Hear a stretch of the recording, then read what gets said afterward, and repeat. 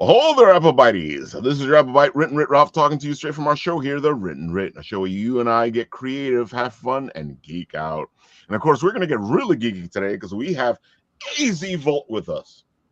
Hello, and thank you for having me. I like the fact you went right into my energy.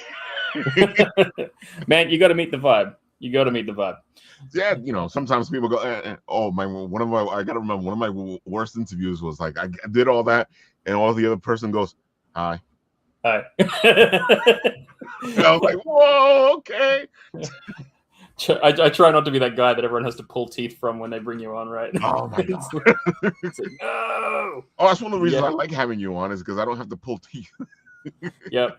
If I wanted to pull teeth, I'd be a dentist. Which is funny because when I was a kid, I wanted to be a dentist. You know what? I think everyone goes through that phase. It's like, shoot, could I be a dentist? Could I do this thing? Maybe I could do that. That might be fun. And then you realize, it takes a lot of school. And school isn't fun. Yeah. And I think all we're thinking about is we're going to pull people's teeth out, but then we forget about all the education we have to get. You're right. It's like, God damn it! You mean I got to go to school again? I got to learn stuff? No. That's what happened with engineering. Insane. Well, actually, I hate math, so that's not what happened with engineering. I just hate math. yeah. That's why I sort of went into my first thing was just I'm going to go become a cook. I'm going to go chef. I'm going to make food, and then I realized that was probably more painful than actually just going back to school and learning stuff. And just stay in school, kids. Don't be a cook. Do what you want to do, folks. You want to be a cook, be a cook, but just know. So wait, I think that's what it is. Be what you want to be, but make sure that's what you want to be. Yeah, that's the vibe. Because you got to have grit. That's the main thing. Is like whatever you're going to do, you got to have grit. And if you don't enjoy it, that grit's going to run out pretty fast. That bugs me out. And it's something that I want to talk to you about. It's because we've been talking about this recently. It's because the people out there always think like, oh, I can't be a writer or I can't be an artist. And it's not that you can't be, it's that you need to put in the hours to be. Mm-hmm. Because anybody can draw and anybody can write, but then you have to get to the point where you're good at it. Yeah. And that's I think I sort of posted a similar thing on Comic Bugle, or at least on one of the comments, like sometime this week. I don't know. It's all a blur. But it was pretty much saying along those lines of like, if you want to build muscle, you've got to have grit. And if you want to become an artist, you got to have some grit. If you want to be a musician, you got to have some grit. Mm-hmm. Because at the end of the day, you can be bad at it, and that's okay. Yeah. But you'll always just be kind of bad at it unless you have the grit to kind of push through. And I think like that. That's sort of, some people call it different things. Like they say, like, you gotta love the challenge, or you gotta be teachable, or you gotta be coachable. And it all sort of comes down to like that similar thing. You got to be able to kind of go like, yeah, this sucks for now, but I'm going to stick with it. And, that's, I think when you're starting to kind of work in the comic industry, and you're making comics, to kind of bring it full circle on the content here, it does sort of come down to grit, because like we were saying in the green room before, it's like trying to do something solo it's intensely labor intensive. I give credit to like you. I know you can do it. But I think you realize that you might as well go with the help, because I know Mata Sorcier, Mata, she's been on the show with us. She does everything herself. Yeah, and I sit there going, damn, how do you do all that? Yeah, it's crazy. Like, I mean, when I first started, it was like it was back during lockdown, and I just sort of went like, man, I need something for my sanity. Yeah. And at that time, I was an illustrator, and I just went like, I need more, because we all went through it. It was terrible. So I just went, I'm going to make a comic. And it was such a throwaway idea. It was basically demoted superheroes. I just went like, yeah, let's do that. And then, we had a kid, and more things happened. And as I was sort of saying before, I just got to a point where I went, holy, I can't keep up with all of these different hats. Yeah.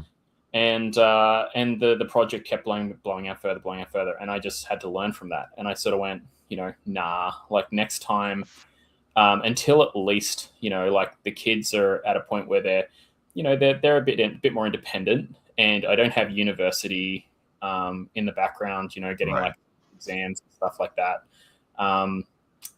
When basically there's less on my plate, then yeah, I'll load up more of these things because I love doing them.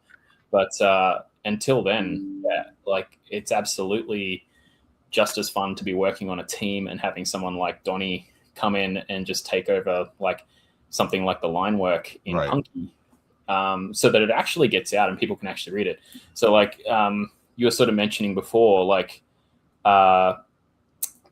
you know, we were sort of talking about how like Punky sort of felt like it was going to be out like 6 months Oh yeah, earlier it felt because like it was coming out like it was ready. It was on the precipice. yeah, and it really was, and I think that's a good thing to sort of explain to people is like, yeah, like Punky almost was ready. But one of the other things like I had to learn as well is that like, when you are working with other people is that there is the chaos of, unforeseen things that happen in people's lives. And you have to kind of learn from that as you go as well. Like when I didn't learn from it, I was leaving a lot of the extra content that would involve other people until the end. Right. Because, it was like, all right, we're going to get covers done. Now that we have a better idea of the project, we know more of the story, we're going to get more covers that relate to it. Let's do that. That makes sense. But then, of course, you've got people will get sick, they'll lose family, they'll relocate. You also have like, things like, scammers and stuff like that. And so like, horrible. Yeah. So we ended up about $2,000 in the hole on that one.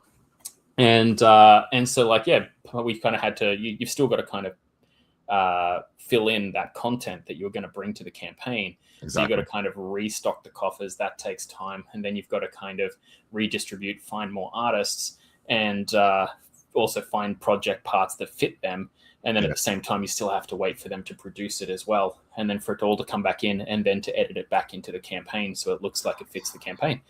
And so, yeah, like at the end of it, we just sort of got blown out by about 6 months due to like learning difficulties on that. You just saying it sounds like a lot. It's you know what, it's like it's something I appreciate learning from because like I've seen, like I was, for instance, take like Mike Tenner from Bad Bug. Like I've seen the way he operates things, and there's always been a curiosity in my mind, like, oh, I wonder why he's doing this, or I wonder why he's chosen that. And I noticed that like one of the first things that goes out the gate in their operation was covers. Yeah. And they'd kind of, here's the concept, and then almost, as soon as the concept's going and they understand a brief draft of writing, and correct me if I'm wrong out there, Mike, so, jump on me if I'm talking shit. But basically, just from my observation, what I can sort of grasp is that like covers are a thing that they tend to prioritize early so that there isn't a delay. It also makes sense if you have the covers because you can use the covers to showcase the project. Yeah, well, that's what I would have thought as well. But again, like covers, you don't really want to, from what I've seen from their operation anyway, is you don't want to kind of show off the stuff too early. Like we're sort of saying with Punky, like you sort of like it feels like the anticipation's been building for so long. So you've got one of two operations that you can kind of go by. And one is that, yeah, you can build that anticipation over a long period of time, which is what we've sort of had to do with Punky because it was, we sort of had those unforeseen hiccups early on with like kind of finding skill and getting it to land properly. But then you also have situations where you might want to go the other way if you've got a fast operation like their one. Like their one's so much larger that they want to kind of keep the hype going straight away. So like when it's one of the first things I remember being pulled up on by studios was like, hey guys, here's the thing I'm working on, and you kind of show like the fans like, hey, here's this thing, get hyped, and then the studio will kind of go, don't hype that. We want to go out the gate with one big bang, and I'm like, oh, fair enough, yeah, makes sense. And so I guess it really depends on like what sort of media strategy each studio has and what they want to do with it. It's funny that you mention all that because I really don't like when Marvel and DC do their thing where, oh, we got a movie coming out with this character, so now we're not going to do anything with that character in the comics. And I'm like, what? Yeah, that's always strange to me. I mean, it's sort of like for me, I kind of feel like once you've got a character in a movie, that's when you want to do the most stuff Exactly. with the Yeah. comics, because everyone's like, I want more, and it's like, yeah, like, like I have noticed that at least I've seen through like posts online, there seems to be a lot more Peacemaker stuff coming out now, and so I think James Gunn might be like changing the ship's direction on that, at Well, that least makes with sense his though, stuff. but James has always been like a comic book guy, and they don't like him for it at times. But I think he understands that you need to have both. Because like I said, I don't get it. I don't get why you would get rid of your stuff. Because they usually the excuse is it's oversaturation, and I'm like, dude, it's a comic book. Yeah. It's not like it's another TV show. It's a comic book. Yeah, I mean, I wonder whether it's more of a money thing than anything else. Because like, to me, I think you want it on every cereal box, you want it Yeah. on like every toy shelf, you want it in DVD stores, you want it on t-shirts, you want it on everything, and because you've got a limited amount of time that everyone goes, yeah, and they want to run out there and grab it and collect it, and then like put it on their shelves, and then like 10 years later they're like, hey, this is a collectible. So it's sort of to me, I sort of feel like, yeah, there's a missed opportunity if someone's not doing that. But again, I'm not working on these projects at that level. Exactly. So maybe again, I'm sort of like they're looking at me going like, oh, no, I completely agree with you, man. you. You've seen it though, where the movie comes out and all this merchandise is out there. Why wouldn't you have a comic book that you can release with the movie? I mean, I think like if you look at the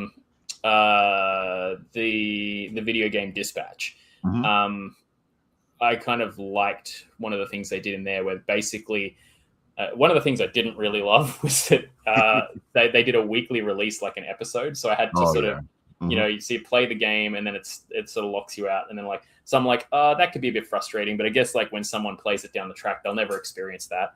Right. But the one thing I did love was that in each chapter of the game, there was a couple of comic books that kind of gave you backstories to like the characters. And suddenly you were like, oh wow! Like if you go on, you got to watch the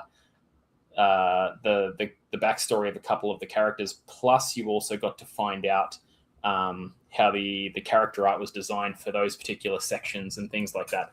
And I thought that was really, really cool. And I think people underestimate how much that extra stuff is loved. Like they just sort of see it as cutting room floor stuff, or it's just a bit of fluff. And it's like, no, it's not. Like I honestly say, like playing Dispatch, like reading some of those comics changed how I played the next chapter, because I was like, oh, I know how these characters work. Like, oh, hang on, those two are actually good friends. I'm going to team them up. And then sure enough, you team them up, and in the game, they suddenly get this big boost because they're friends. And you're like, holy crap, that actually pays off in the game. That's really cool. And like, that was always great, but that's how games were when we were younger, though. Like you would find something out, and then you did it in the game, and you get rewarded for it.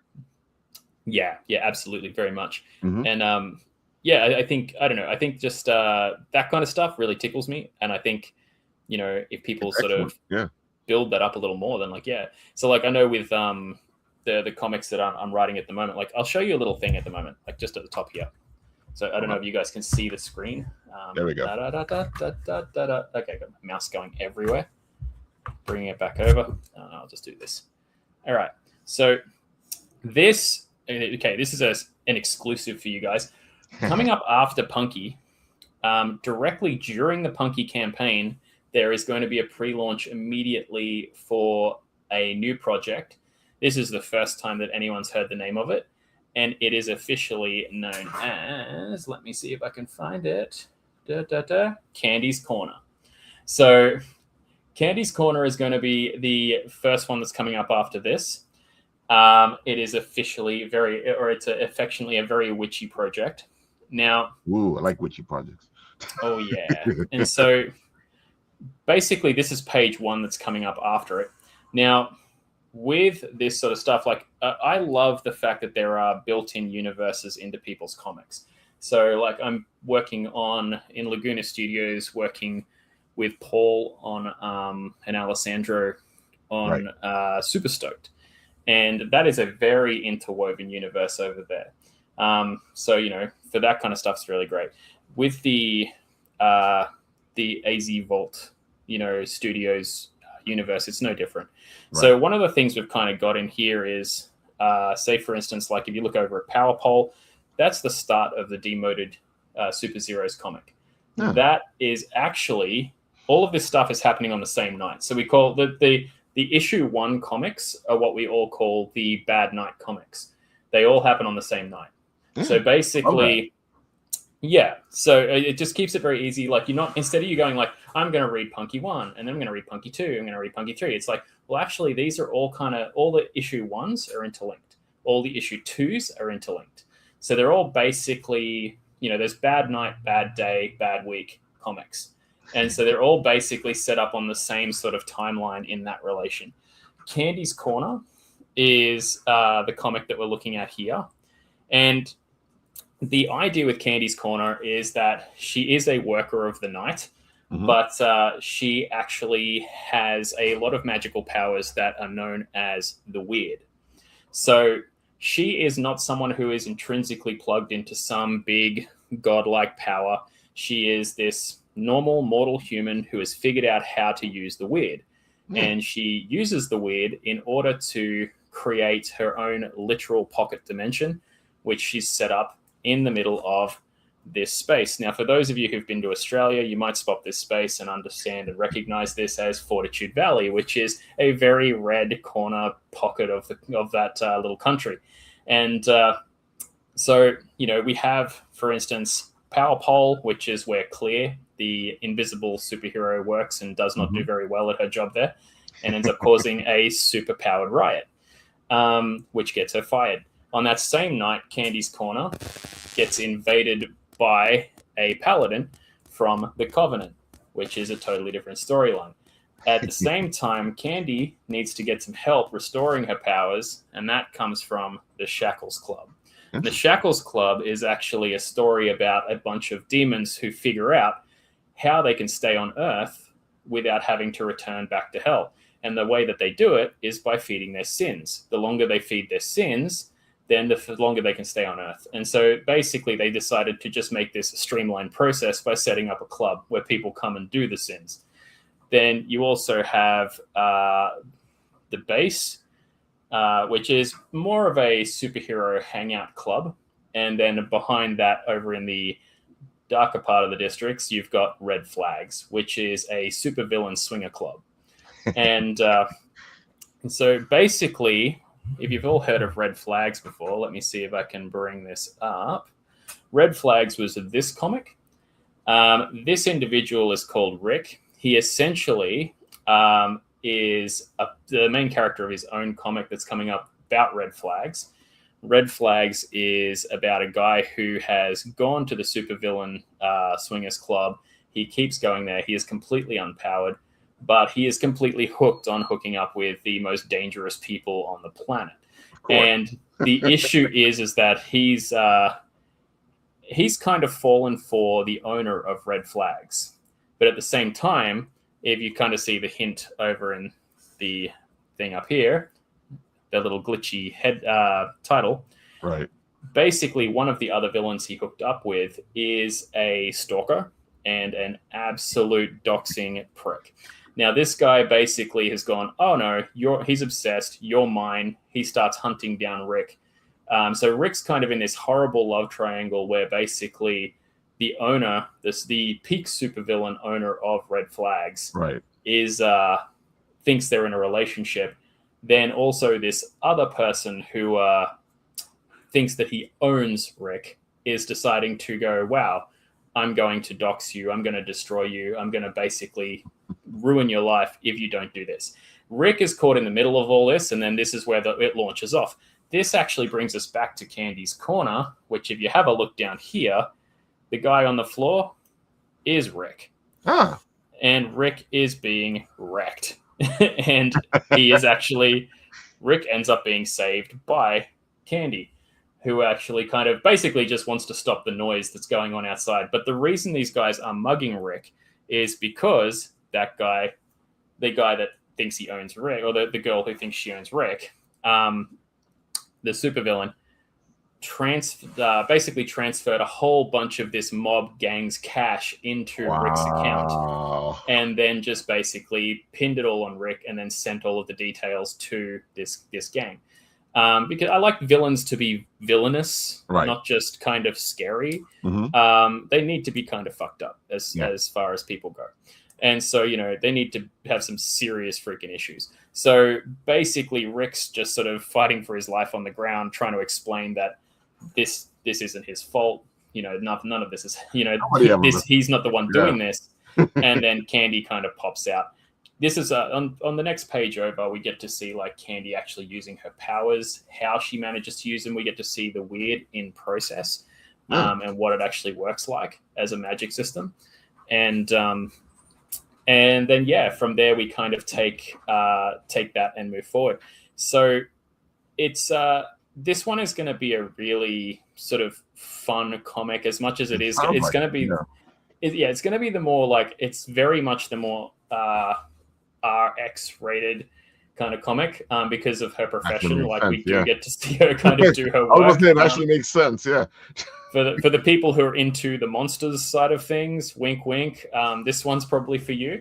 As far as like Punky tie-ins go, there are a bunch of the demons from Punky that you're going to see actually in running Shackles. So we get to see that like Punky's, what happened to some of the people that Punky didn't free during Punky, and it's like, well. They kind of still are on Earth, and they've kind of been left here for decades and decades, and they've had to figure out how to sort of stay alive so they don't end up down in hell. Oof. And so it's it's kind of like this whole like reluctant situation where they kind of go, well, we don't want to go to this horrible place. They also didn't choose to be turned into demons. So once they kind of get their faculties back together, it's like, cool. What do we do now? All right, well, we've got to figure out how to make this work. Like tying in the universe, making it a fun kind of collaborative thing. That opens up my question, though, because was it easier to do it like this? Because you're connecting all these issue ones, and it sounds like you're doing it really well. Was it easier to do it like this? Did the story come to you like this, or did it come piece by piece? I think it came piece by piece initially. Like each story was sort of its own thing. Like Shackles was kind of like, I already had that story in the back of my head. Demoted was dreamt up during lockdown as kind of like a sanity project. My sanity. Yep. Yeah. It's like, I need something to do. Punky was originally a project called Yo Jessica, that I pitched to Bad Bug Media. And basically like Bad Bug had done a bit of a call out and sort of said like, hey, we want to do we want to see if anyone has any stories. And they were great enough to sit down with myself. I pitched Yo Jessica as, again, like it was retro, right? But the original thing was, it was a bride. So it was a bride who had like succubus powers, and she had this demonic sword with an eye in it that could talk. Interesting. And then basically the idea was that like it was meant to be her, it was meant to be the night before her wedding, and then her husband gets kidnapped by effectively still the same bad guy that I still have, which is cool. Like the name I've got in work for him is Zartax, and so Vortax was the one we're going with now. Zartax was the previous one. So basically, Vortax was basically going around using the crystal, the same crystal that's in there now, right, to change people into these demonic ninjas that would work for him.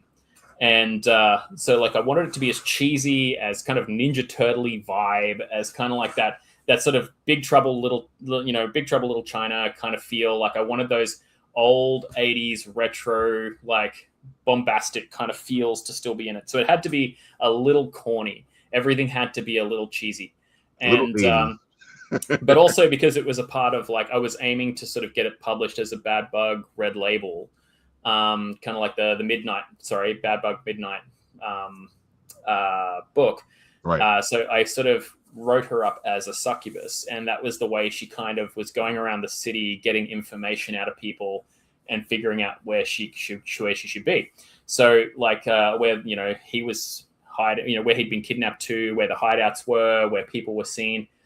So like the first sort of scene where she uses the succubus side was sort of like with a cabbie in the back of the cab, Right. And then they kind of move on from there, and so like, but that Mike sort of had his reasons for not really wanting that one because they already had a succubus in one of their comics, so they were like, that's probably oversaturation. They weren't really into the idea of the talking sword kind of situation, so I was like, okay. And they weren't really vibing the bride, the bride kind of going on the conquest to kind of find someone. I think that might have come back around later because I have sort of, seen them sort of retool the bride concept now. So I think they're using that in something else now. But sometimes it works better here than over here. Yeah. So like during the conversation, like I just sort of like, as we started stripping away those parts, it kind of lets your brain breathe. Right. When you strip away the elements that you might have been clinging to. And that's when Punky kind of struck my head like lightning. And it was just like, okay, here's someone who is working as, they're working as an aerobics instructor. The crystal, for reasons gets chipped. A chip comes flying through the mall, strikes her in the head, embeds itself into her brain, and due to it passing through an arcade game on the way, she now has the ability to kind of create pixel structures and engage with the world as around her as a video game character, as an arcade game character. And so while Vortex has this, Vortex has the part of the crystal that allows him to control people, right, and change them. She has the part of the crystal that allows her to control things. So he wants it all back so he can basically be an all-powerful god. But he has to dig it out of her skull. And she doesn't want to die. So, let's cue the game. And basically Punky's fighting for her life. And as she runs through the game, like she does actually sort of, we go through the whole tropes of the games that you sort of play. And, she also ends up sort of inadvertently and accidentally entering player 2 and player 3 into the game. So, she's actually got her allies with her. So we have that whole, like, by the end of the game, we've got like 3 players, kind of playing along. And so, yeah, so Punky's very much kind of at that point now where, it's fleshed out. We kind of know where it's going. We want Punky themselves as a character will reappear in demoted Super Zeros. Right. So basically, we kind of get a little bit of an origin as to the crystal. In demoted Super Zeros, like, you're going to see if someone's really cluey, they will also start noticing in the background of these games, of these comics. Got me thinking in arcade game terms now. So I gotta say that before you continue, as long as you're talking about it, I'm sitting here going, "This has to be a video game." I'm not going to lie. I've already started looking into it. So it's like I've started looking into like how do I get side scroller games at very least built up. At least I can see it. Yeah, there was a part of myself that was like, maybe I could do this, and then I'm like, no, that's a whole other skill set that would take me years to learn. Yeah. Better off to just sort of like run some really good comic campaigns, get some funds on the side, and pay much more talented people to do that. I agree. So then that way we all get great comics, great content, and a great team. Exactly. Rather than just like me going like, all right, I'm going to stop doing this entire thing over here and, maybe create something that's still like an inexperienced level of content. So like basically the one thing I'm sort of like that there is in the background of each of these comics as well, you're going to see Trapdoor. So you will see a version of Trapdoor basically in the background of each of these comics doing a thing on the Bad Night sequences. And the reason for that is because there is a running B plot through all of these comics. Basically, the issue is that all most of the world's superheroes are currently missing. So that was something from the very old demoted Super Zero pitch that I would have put I on your remember show. that. Okay, yeah. Yeah, that's still happening, but it's happening over all of these comics. So all of them are going to go through that. I like the concept of all of them going through it. It's like one event, and all of a sudden, it's in a bunch of different books. It's almost like the books have been running already, and you're doing a special event, except you're starting off with that special event. Yeah, well, I figure it's a much nicer way for people to meet everything and everyone. I keep it nice and simple so people can start seeing like similar buildings and similar streets and shops and restaurants. Kind of, I want it to have almost like a sitcom-y kind of feel in that regard, Right. where it's like, oh, they're hanging out at this restaurant that everyone does. And like, imagine like there's the cafe from Friends, right? But imagine the Friends aren't there, and then suddenly the Seinfeld crew walk in, and you're like, oh, that's that place. And it's like, oh my God. Or like, so I kind of want to start building that from the start, which is just it feels like that though. It already feels like that's what you're doing. And I like how you're explaining everything, and you're showing the flow from place to place. Because it doesn't feel like a gimmick. Yeah, I think that it comes from being a D&D player. Like basically when you're a GM for D&D, it's not to say everyone does this, but like the way I do it is I world build, right? That's Right. what you're doing as the GM. And so when you do that, you're kind of like, okay, here's a street and here's a bar. And then like it feels good for the players to come back to that bar. Then it's like, oh, by the way, here's this other little group you've got over here. Maybe it's like the Order of Thieves. Right. And then you're like, oh, but over here, there's also this guild of guards that are kind of terrible at their jobs.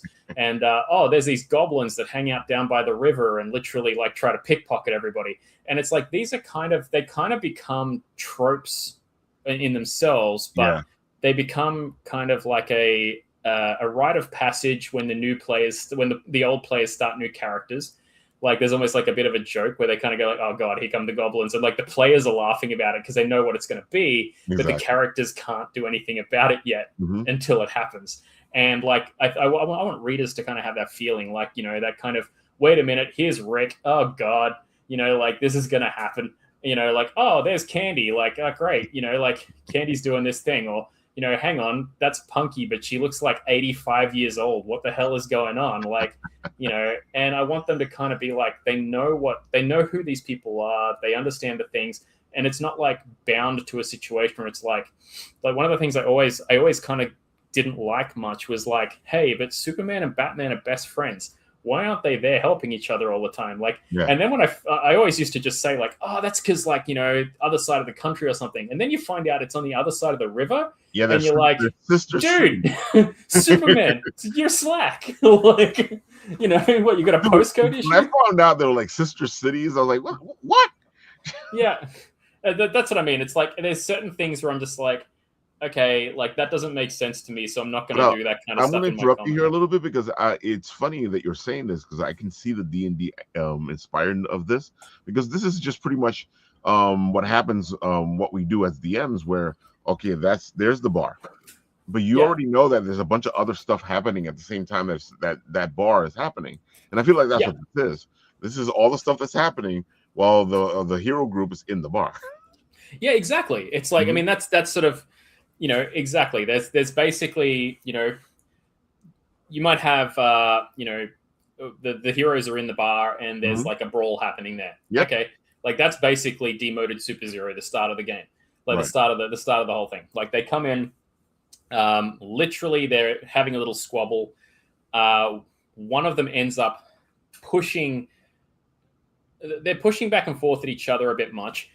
Basically, a guy comes in who's really drunk and really skeezy and gropes up Mindy Monochrome, whose AKA her superhero name was Mood Ring. She has the ability to create psionic moods, can shift and infect people with emotions, but she has no control over it. So the moment that he kind of just pisses her off and makes her want to punch his lights out, that infects the entire bar, causing every single super-powered stripper to just start beating the shit out of each other and all of the guests as well. Oh my God. So pretty much that is such a D&D moment. Yeah, and that's the start. That's the opening couple of pages of Demoted Super-Zero. So they end up walking across the street, or like basically running across the street and hanging out and hiding out in a cafe across the road. And that's where that happens. Right. During Candy's Corner, they have a similar kind of level of bullshit, but their entire pocket dimension is stolen from them, leaving Candy in her kind of nightwear, hanging like out in the middle of the pavement. That same pavement that we're currently seeing Rick get the shit beaten out of him on. Right. Rick and Candy are going to end up on, like, kind of in a little bit. But for reasons that are just more fun to discover in the comic, if Candy doesn't get back that dimension and some of the things inside it, everyone's ability to feel joy in that way will be taken away from them. So everyone on the planet's going to lose the ability to kind of like feel lost. And so Candy's kind of on this campaign to kind of reclaim the weird, reclaim her pocket dimension, and stop a fanatical kind of psycho from pushing their indoctrinated will over the entire planet. Right. And at the same, so like we see her marching down the street, and while she's marching down the street, she's marching through the crowd and trying to push through all these people who are kind of fleeing the nightclub. And we see the demoted Super-Zeros flying past her, kind of running in. She doesn't know who they are. They're just like a part of the mob. But we'll also see during demoted Super-Zeros, Candy and Rick trying to push through the crowd as they go through the other way. Oh, I love this. I love this. Yeah. And again, it kind of reminds me also where, you know, when you give the player things they can do, you can go here or you can go here. Just because you went here doesn't mean that whatever's happening over there isn't happening. It just means you know, it just means it's happening without you. Well, I kind of like the idea that someone at the idea with like One Bad Night series is that down the track, someone, when they're all finally done, someone can come in and just be like, oh, I'm going to pick up any of the series one, like One Bad Night series, and I can just read them. And it doesn't really matter like where they are. Like, you know, I can read this book, I can read that one, I can read this one. The only like Punky is kind of Punky's kind of like the appetizer before One Bad Night. Right. So basically, because we sort of created Punky before One Bad Night was really fully solidified as a concept. Right. But we did marry in One Bad Night and Punky. So Punky is basically the birthplace of Shackles. So when people are like, but how did the Shackles demons get created? And we're like, well, you got to see that in Punky. Exactly. And it's like, yeah, go check out Punky and you'll find out how the demons got created. And it's really hilarious. Like, you know, like basically, you know, I personally love the guy who was created on a toilet. That's freaking hilarious to me because I have really bad gutter humor. And so, you know, it's I've seen that one a couple of times. It's always funny when I see.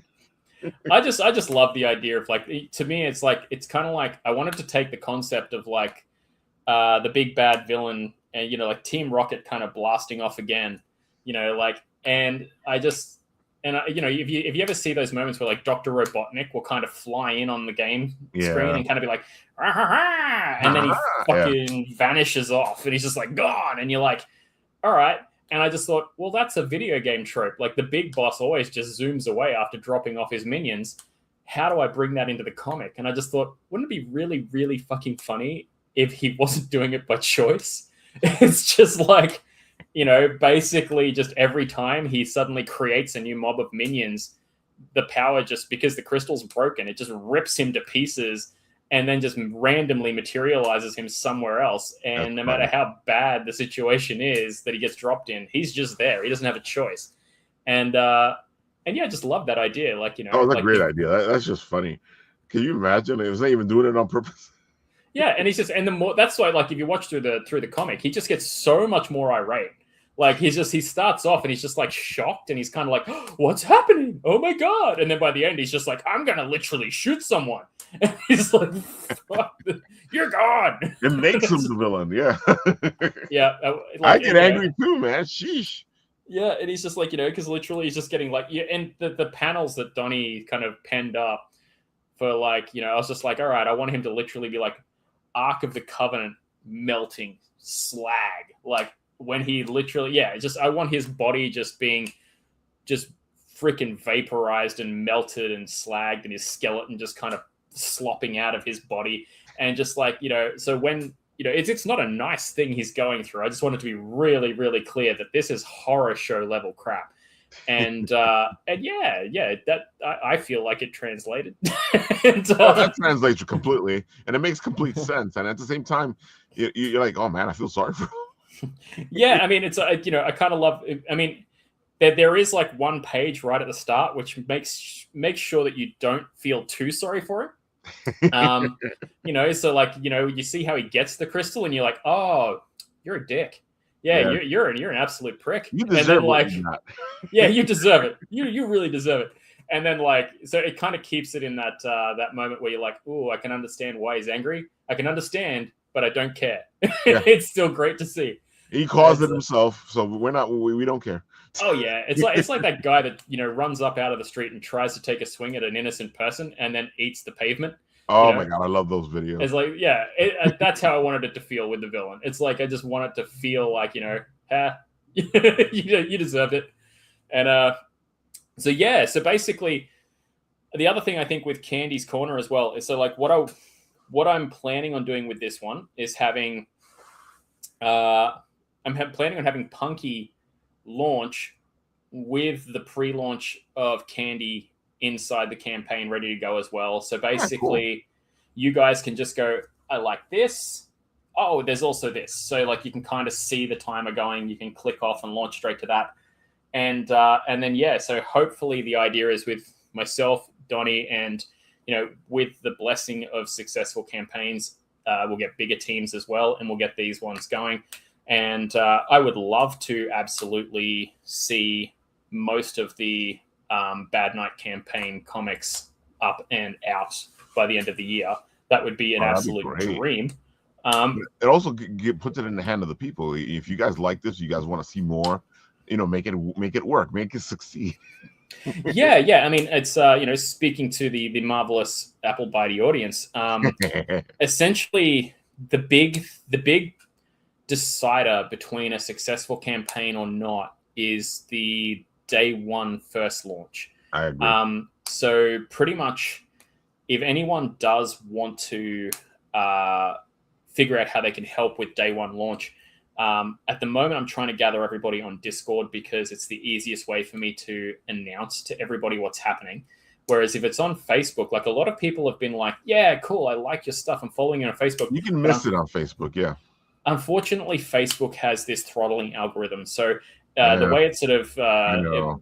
yeah, exactly. So what it does is anything you post is immediately deemed low quality content, I think is what they call it. And they put it into a pool where they only allow like 15 or 20 people to see it. Now, if you get 30 reactions or 25 reactions or something within the first 30 to 60 minutes, then it pushes you to mid-quality content. Oh, that's horrible. Yeah. And it's like now it'll allow you to get like, I don't know, 60 to 80. And then now it'll allow you to get. I'm happy you said that because like there's times where I sit there and I'm like, because when you pay for advertisement, when you pay for them to show it, they kind of show it to the people that are on your follow already, or the people who are following you. And I'm like, this is stupid. Why am I paying you money for you to show it to the people that are on my list? Well, that's it. That's exactly it. And that's where like, I mean, I'm hearing kind of dubious stuff at the moment about, Discord and all that kind of stuff, and a mass exit. Oh yeah, because Discord is doing that thing with face, whatever. Yeah. So who knows? Maybe I will also be eating my words in the not too distant future. But I mean, even if there is, what I would sort of say is like, look at there's I've got a link tree that I can share with yourself, and if you want to pop it in the comments. I was going to tell you the same thing with the Discord. Just pop it into the private chat, and I'll share it.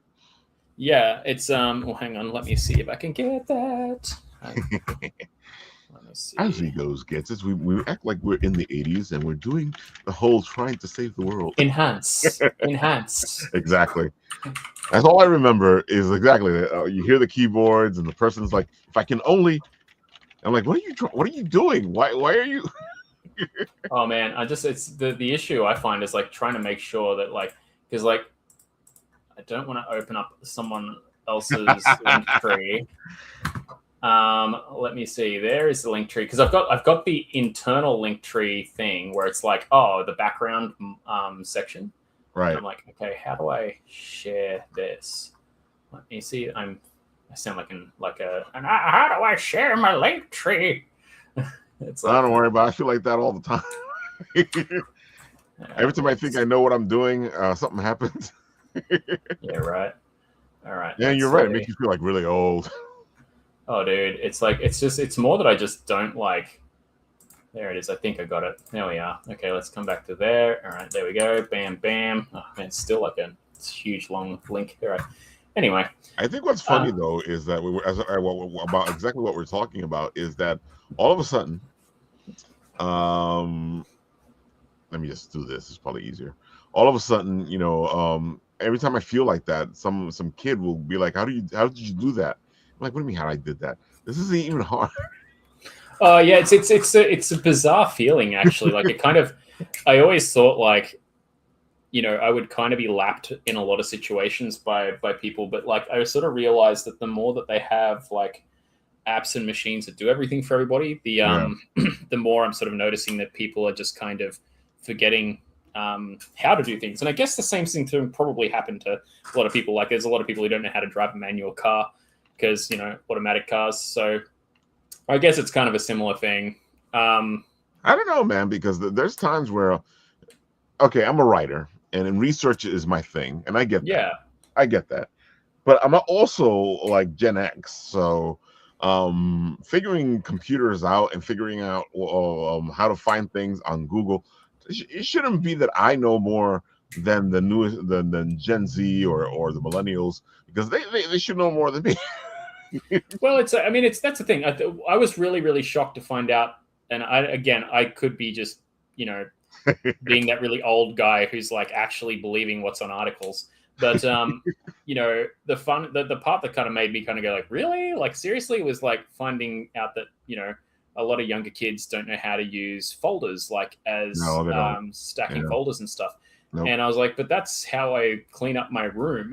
that's how my computer stays clean. I kind of like put it all into little blocks and stuff. And I don't know. Like it's funny now that you say that. I remember going to a friend's house who's younger than me, and his computer was all over the place. I'm like, dude, why don't you just put all the stuff into folders? I was like, what are you talking about? What do you mean? What do you mean? I was like, dude, folders. It's like, yeah, like, I mean, it's, I have my dump folder where it's like, if I'm getting like references and stuff like that, yeah, it's like, I'll see something and then I'll just be like, yeah, just throw it in there. The worst one is when the dump folder turns into the default folder and then you look at it and you're like, oh my God, it's a mess. Because then you got to go dive in there and find the thing that you want to find. Yeah. It's about two or three times a year. I will pull that folder out. I'll open up all the other folders and I'll just do the click drag. I'll just sit there going like, all right, you belong there, you belong there, you belong there. I'll put like some comfort show on in the background. I know what you're talking about. Oh yeah. It's like, it's got to clean the room. But like it's funny that people, it's the same sort of thing with comics though. Like I'm noticing that like there's more and more people kind of doing the AI thing. Right. And I heard someone sort of put it a really interesting way, and I think a really succinct way, is that like, because it speaks so confidently to people and so quickly to people, a lot of people just take what it's saying at face value.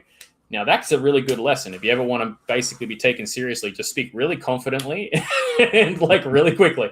And dude, one of the first things you learn when you're learning speech is that you say it with confidence. Yes. And if you say it with confidence, then the audience will be like, oh, okay, he knows what he's talking about. Yeah. Exactly. And it's like that's basically what's happening with a lot of AI. And it's like a lot of the time people are sort of saying like, no, that's not true. And and you believe it, you're like, okay, cool, I guess they're right. And then basically suddenly it'll start, you're talking about something that you know about, however. Right. And you realize like, oh wait, when the mathematicians were saying it's bad at math, this is what they meant. And when like, the scientists were saying it's not great at biology, this is what they mean. And then suddenly it's like something I actually work in, and it's like comics and art and writing. And it's like, oh, it really isn't great at that. And like you start hearing storytelling. YouTube is just infected with storytelling from these things because I like listening to stories at nighttime. So Oh my basically, it'll God, just man. and this Dude. Oh, it can't keep track. It cannot no. keep track. And it's like, Mm-mm. you know, it'll swap between he, she, like for the same character, it'll swap between like, you know, like the story plot and the direction, the I think my my phrasing. my my, my biggest problem with those little stories that the AI says is every Yeah. once in a while they'll get to a word and they'll say it completely wrong, and I'm like, wait a minute, that's a simple word. Why are you saying it Yeah, so? yeah, yeah. And I get really worried that like uh a lot of young people are going to like grow up hearing that and they're just gonna, you know, they're gonna make life a bit harder for themselves, like I agree. Yeah. trying to do it this way. And the same sort of thing with like, you know, for instance, if you learn the basics of how to create a comic book, it's really quite easy. Yeah. You know, and I don't want to undersell it because there's skill involved, It but at is. the same time, it's like it learning the basics makes it easier for you. Like Yep. for instance, like here's one that AI doesn't get right: panel flow. Panel flow goes from one point to another, and it's so that the eye drags across the panel and into the one you want it to look at. And Yeah. panel flow has to work in a way. Like, for instance, like if we look at this simple one here, you know, I'm not saying this is the ideal way, but like once we're done with this page, the candy's corner part will be glowing. The Right. other parts will not. That'll Right. drag the eye in. Now, this panel here is also quite bright. Panel flow comes in, it looks here. We see this here. This is the thing. We're zooming in. Yeah, it's Then the coming next down. It's panel, coming where a down. Yeah. little, we know where this character is having this thing happen. So Mhm. when we start doing these other shots where it's like this, we don't have to be like, hey, but where is this happening? It's like, we know Exactly, where because it's you've already happening. established it. Yeah. And when suddenly, like, you know, Candy's like, bam, onto the scene here, we're like, well, we know where that is. We understand. And then when we have this shot, the same thing. And so establishing shots and panel flow does not happen It's funny with, that you're saying that though, because AI, yeah, exactly. I agree. AI doesn't understand the panel flow, but it's also the same thing when it's doing video. When it's doing like a motion, you yeah. can tell that it doesn't completely understand how motion happens. No, it's The reason I can see that it's AI is because the flow is not all there. the other thing the other thing that happens in AI as well is because it doesn't understand depth of field. It everything is one plane. Yep. And it's and so like for someone who works in color all the time, like myself, there are certain like here's a trick for everyone in the audience: go outside and just look into the distance. And one of the things you're going to notice if you've got a bit of a color eye on you is you're going to notice that the color yellow is going to be more involved in the colors around you. It's going to have a yellow tint. And then as it goes further away, yellow disappears. And so the next predominant warm color is going to be red and oranges. And then they're going to disappear. And as it goes further away, you're going to have the magentas disappear and eventually the greens. And all you're going to be left in the distance with is blue. Yeah. And so basically your field of color and the tints upon the actual color of the objects has a rule based on how far away it is, and that vanishes. And that's a rule that AI hasn't gotten down pat. No. Yeah. And so basically, like when people are like, how do you know it's not AI? It's like, because literally look at it. Yeah. The colors are not obeying the laws of nature. They're just all super rich and poppy. So it feels like it's basically the equivalent of someone shoving cake into your mouth. You're like, it's so sweet. And it's like, yeah, it looks really vibrant and it looks really poppy. Yeah. And that's really appealing to a lot of people. But it's the same as when you look like, I mean, most of the audience, I would say, can look at something and go, that's CGI. Yeah. And it's for the same reason, because these little things that maybe you don't understand why you know it, but it's usually got to do with these laws of how color and light work in reality, aren't working specifically the same way. They're basically like, you know, they're like, oh, but this character is brown and the light is purple on the ceiling. So it's going to be brown with purple light. It's like, yep, but that's not how it works in reality. No. Because there's also a depth of field relationship that happens with the normal light in the world. And that has to be taken into account. And that's just one thing. There are literally so many things. And it just doesn't. Like I was just saying, I'll look at a video and I'll be like, it's AI, and then they're like, how do you know?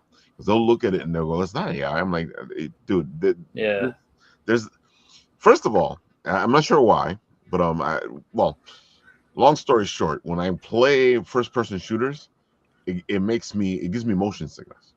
Yeah. So now that I've been watching AI do its thing, anytime I Yeah. see AI, it gives me motion sickness.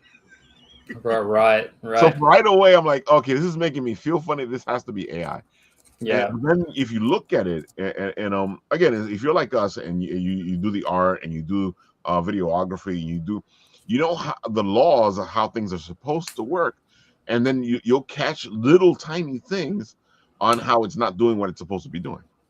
Yeah, and that's the thing though, man. And like I think, like I don't want to seem like I'm being like the Scrooge of the situation. Like I've said it sort of publicly before. It's like I don't have an issue No, with AI as a concept. I have an me issue neither. with how it's being used.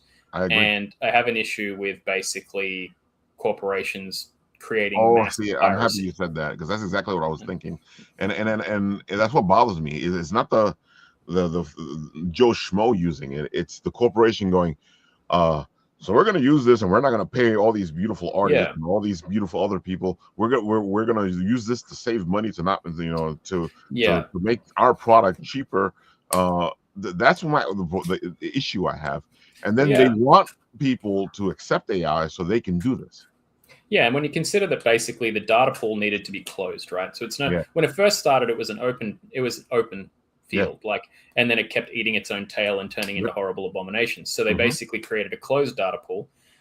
We saw the data pool after it got leaked. It was 16,000 artists, and so 16,000 artists. When you consider that the people are making close the amount of money they're making is truly horrific to a yeah, level that if they took 1 month's worth of income and divided it among the artists to pay them for lifetime licenses, the artists would be getting around and over $400,000 each. it'll be great. Now, Yeah, most artists for a lifetime license wouldn't be asking for a fraction of that. no, To like, so it's disgustingly and this is what abysmal. makes it worse though, because then they act like they're saving all the. It always it's big business bothers me because they act like they're saving all this money when they get rid of this little thing here, Yeah. and I'm like, dude, you didn't save that much money. Because and Well, especially because the big wigs on top, the other like if you want to save money, get rid of one of them. yeah, there was someone else who was I can't remember who they were. Someone who I saw them doing a presentation. It was like a it wasn't a TED talk, but it was along those lines. But someone was basically presenting really well on this, and the point that they made Hmm. was how 20% of the work that we do is the hard stuff where we've got to kind of figure out how it's going to happen, how it's going Right. to operate, what we're going to do logistically, and then 80% of the work is the fun stuff where we get to put it together. Now AI sucks at that 20%. Yeah. It's very, very unreliable, so we still have to do that. And arguably, but their words not mine, they were like, it's really good at doing the other 80%. And I'm like, I guess that depends on the field it's in, but okay. So what they're sort of finding now is that a lot of people are now sort of going like, okay, we just want to hire you to do the 20%, but that's Yeah. all your job is going to be, is all of it's going to be 20%, 20%, 20%. So you're going to be doing the hard part of your job, the horrible part of your job, like the part that's sort of like labor intensive and it burns you out nonstop. So they also want a higher production output. And so it's having it enter into creative fields. Most of the creatives have been really good at pointing out why this thing needs to leave. And so like when studios do put it in, like they still have to hire a coordinator, and the Yeah. coordinator will kind of still turn around. Like one of the early day ones was like, hi, I need you to have them in, I want you to do this, and I want this pose to be in akimbo. And it's like, all right, not hard to Google that up and figure out what an akimbo pose is. Great. I mean, you could even find that pose, load it Right. into the machine, train it to Hmm. do it. But then they'd come back, no, I needed the akimbo pose from this angle, do it at this angle. Impossible. Even when asked what camera angles, shown examples, it cannot produce exactly the approximation that's needed. And that is, a lot of people are like, oh, but it'll get better. It's like, maybe, but it's not good now. Yeah. And it hasn't been since the start.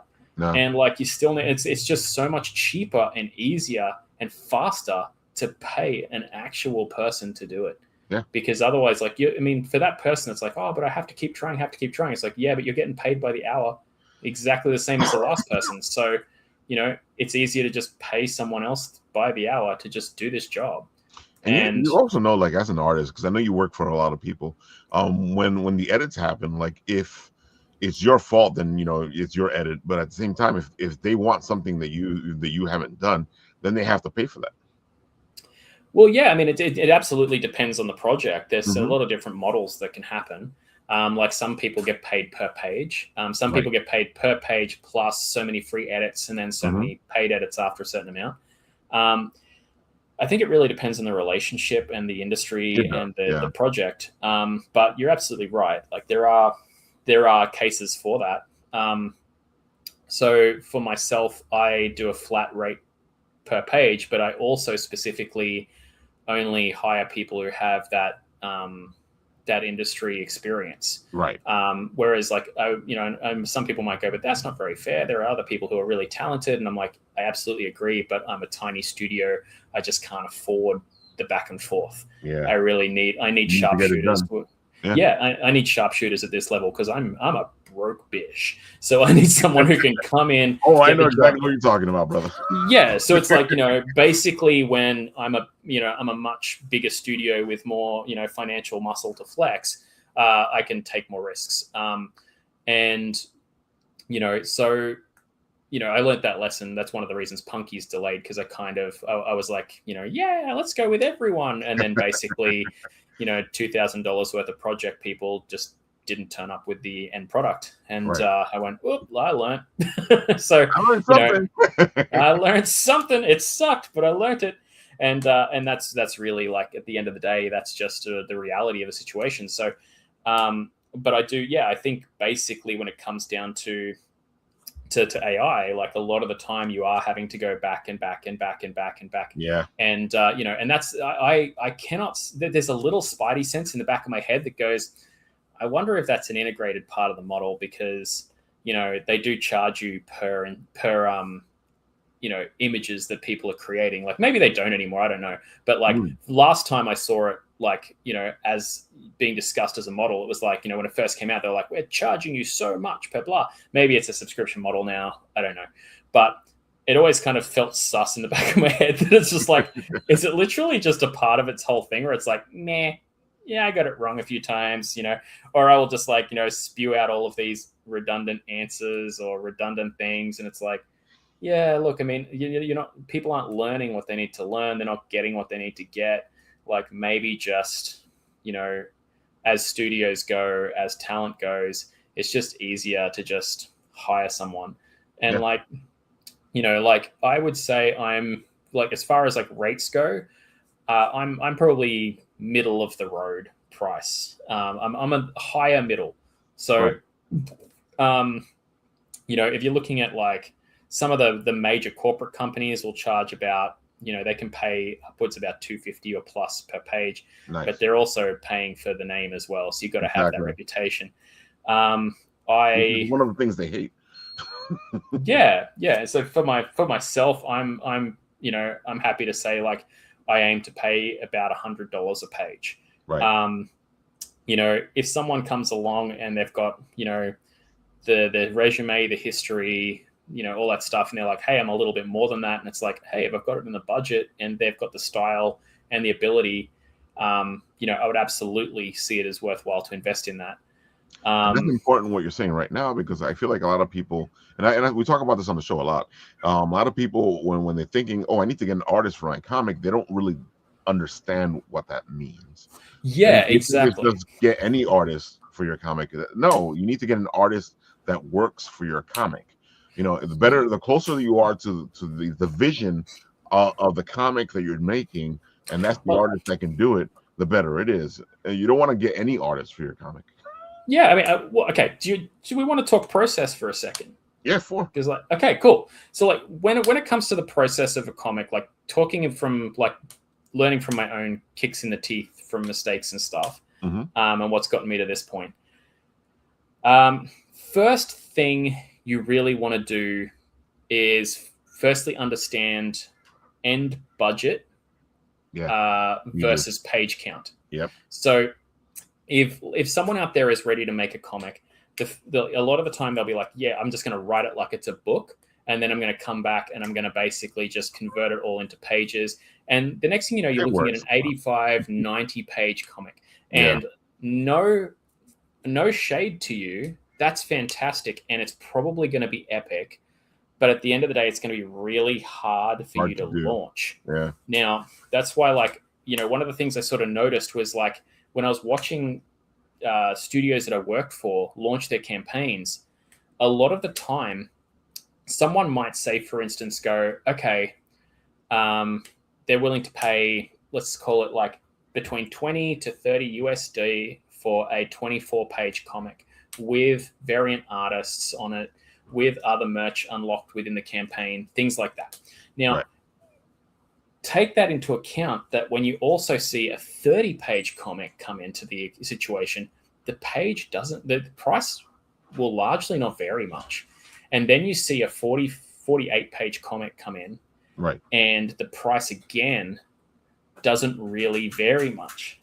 And so it's one of those ones where, you know, while people will try to charge higher because they deserve it, because the effort's been put in, the investment's been put in, a lot of the time the public have a harder time making that first investment of trust with a publisher at that level. So that's why I sort of say, look, you know, maybe make it a bit easier for yourself when you're first starting out and stick to the 24-page count, where basically a regular comic, make a comic rather than a graphic novel, and you know, basically get your teeth cut on all of the background processes and understand the investment. To give you an idea, to hire, you know, at the rate that I quoted before, to hire someone to do that, you're looking at about, you know, well, $2,400 to $2,600 to hire someone to come and line it for you. That's no colors, that's no lettering, that's no writing,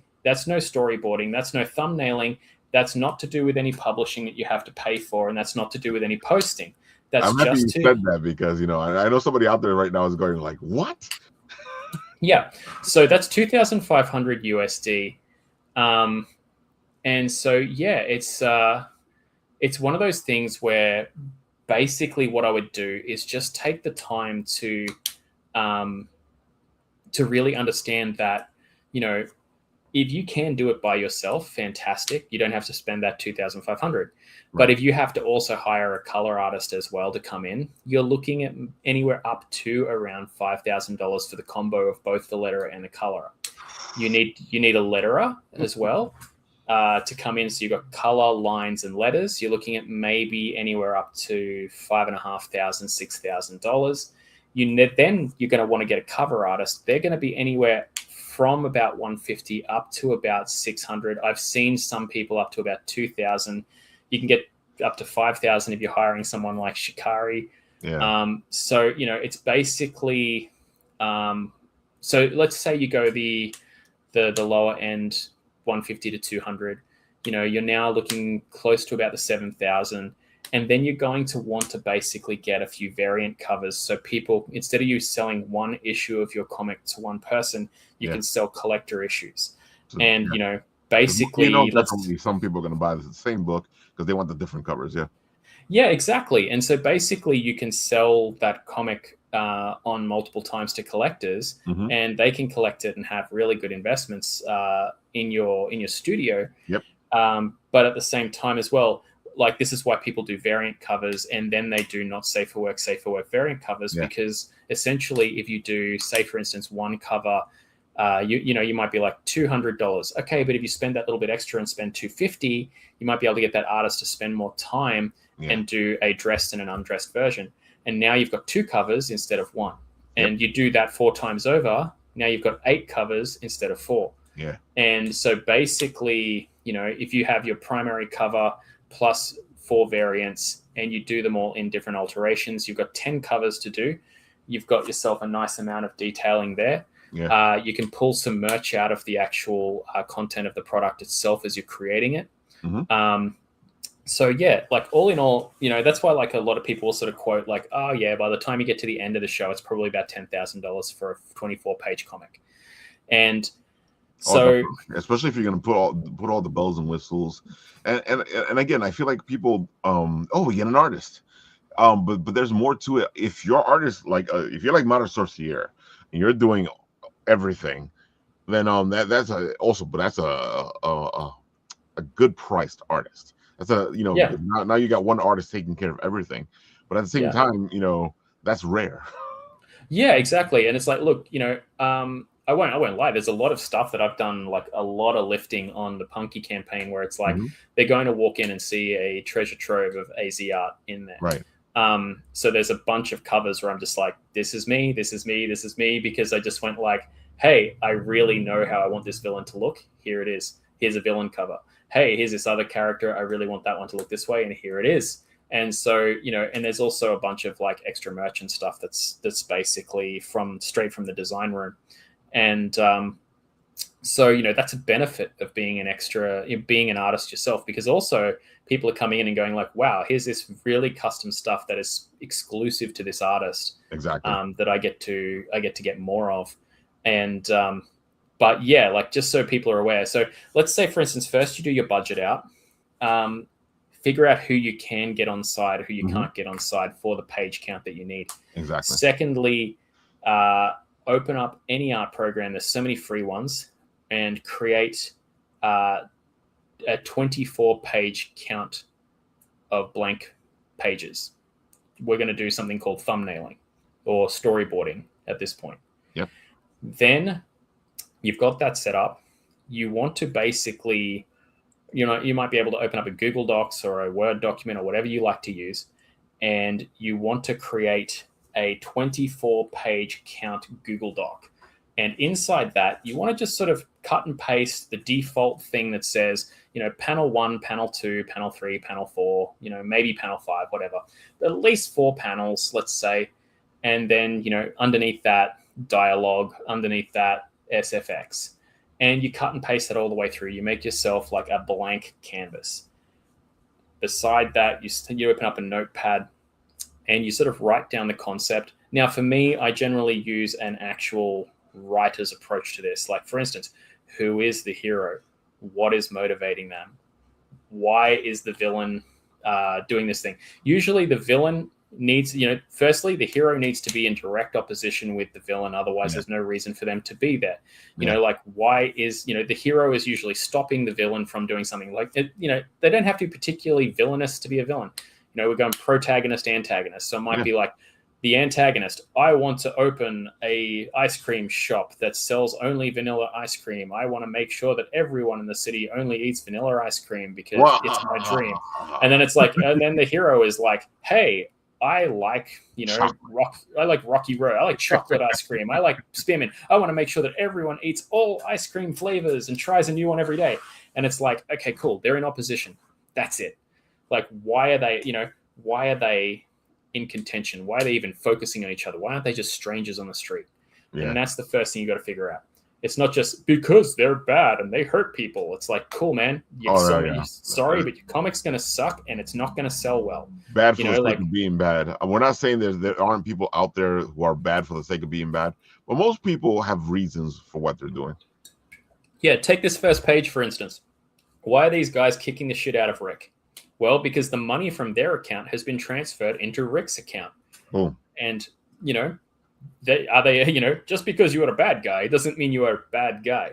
So basically, these guys are basically like, I mean, they are a group of gangbangers. They're out there kind of like doing what they do.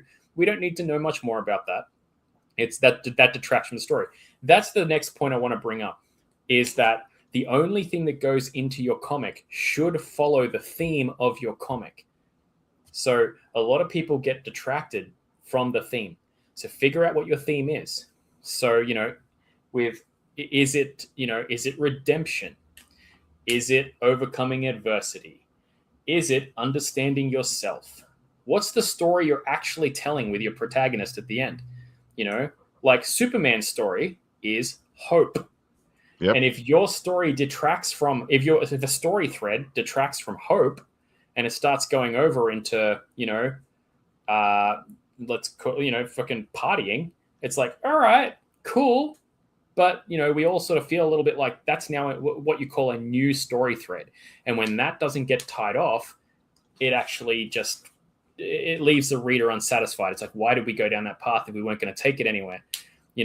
And so when you're writing a story, in my opinion, when you've only got 24 pages to do it in, you want to make sure that you're sticking to the theme of your story and what you're actually trying to do. Yeah. It could literally just be the story. What's the theme of the story? I don't know, learning to, flash my butt at more people. All right, great. Funny story, but stick to it. Yeah. You've got 24 pages to tell that story. And so then you've got what's called story beats. So you should have, in Hollywood, they call it the 3-act beat, but most of Hollywood who actually create movies that you actually enjoy know that it's a 4-act beat. Yeah. So you need to have 4 acts. Now, basically, I'll let you all go off yourselves and study the 4-act beat, or I will be here forever with Ralph, just like keeping him up all night. So once you understand your 4-act beat, you understand what needs to happen at certain points, you understand the transitions that need to happen, you can break them up between there. And hey, it's 24 pages. So you've got a really easy thing. Hey, over these 5 pages, this, these 5 pages, this, these 5 pages, this, these 5 pages, this, and then 4 pages to do a nice conclusion. Right. And start up the next story. Write it off. Especially for a comic book, yeah. Yeah. And so, basically you have that sort of intro. And so that you got these, when you think about it like that, you've only got 4 major points you can make in a comic. Yeah. So you've got to make them well, and you've got to transition them well. And so, from that point, you can come back to your thumbnails and you can start doing the thumbnailing. And but before we do that, I would go from that point and design your character. Your character needs to have a good silhouette. So imagine they're painted black. You can still identify who it is without being able to see any details. They need to be, there needs to be what's called a color swatch. So for instance, with Punky, I can throw up the love hearts or a color swatch that's just pink, yellow, and blue. And everyone goes, Punky. Yeah. Now with Candy, I was thinking about that the other day when you put something up. I was like, "Oh, Punky's." We put Punky up again. Yeah, and so every time I post Punky now, I can just post those 3 love hearts, and people go, "Oh, that's going to be a Punky post." Now the same thing's going to happen with Candy. Candy is purple, pink, and black. She is the Halloween of my studio. So basically, Candy is very much that approach. And so, have that in mind. What are the 3 colors? What are the basics? If your character is too over complex, your character is too busy to look at, then it's very hard for you to create a signature brand with your character that people can identify. You have to remember that someone needs to be able to look at this and their eyes should be able to relax and go, and breathe. Yeah. But if you're constantly staring at it and your eyes are constantly trying to go, what's this thing? What's that thing? What's this thing? What's that thing? Then it gets too busy. So it's one of those things that I would just sort of say that, take the time to really let yourself breathe with the character, let yourself go, is this too much? Is this not enough? Push some things, like Punky's hair. Does hair work like this on most people? No, but it's one of those things where I go if you push it, if you push the design, you can make it happen, but it's not a natural thing. No, and that's the thing. I wanted something that kind of evoked a kind of Woody Woodpecker feel. Yeah. I wanted that kind of feeling of Woody Woodpecker's floppy hair, and then I wanted to kind of bring it back into the 80s big hair, and that's sort of where it came from. And so when it comes to your characters, it's just funny that you say that because just by looking at your character, I'm having flashbacks of certain girls I knew in the 80s. Yeah, right. It's but that's it though. And it's so understanding that, so let's say, for instance, you've nailed the character, you now know what you're looking at. Your title is usually a good one to follow through at that point. A lot of people will just type something up. The title needs to be able to tell exactly what the story is without you having to read the book, in my opinion. Yeah. So when I did Punky's Arcade Beat 'em Up, I wanted it to, basically convey that this has something to do with arcade games. It has something to do with a kind of, beat 'em up kind of like vibe game. Right. I wanted that sort of vibe sort of thing to it.